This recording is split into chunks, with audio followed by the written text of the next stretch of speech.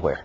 Let's turn to domestic politics. The president is going to be meeting with congressional leaders of both parties on Tuesday at the White House. This is the first meeting since the midterm elections, and they're going to discuss a number of issues. Let's go through a couple of them. Senator McCaskill, would you support a temporary extension for several years of the Bush tax cuts, both for the middle class and for those making more than $250,000 a year?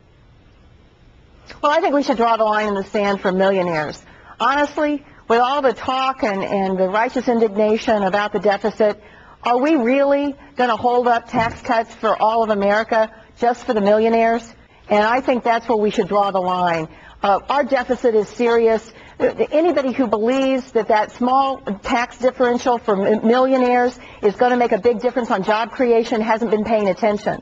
There's many things we can do that's much more stimulative to the economy than taking care of the millionaires. And by the way, we've done a net tax cut of $300 billion in the last 18 months, most focused on the middle class and small businesses, and that's where we need to keep our focus. So let me just make sure real quickly I understand what you're saying is that you would back off the idea of making the cutoff point $250,000. You say extend the Bush tax cuts for everyone who's making less than $1 million a year.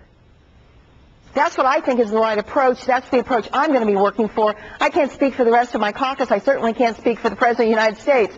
But I think it is ridiculous with the deficit looming that we could actually be held hostage, the middle class could be held hostage by trying to give tax cuts to families, frankly, like mine and others, that the last thing in the world that 3% differential is going to mean is more jobs.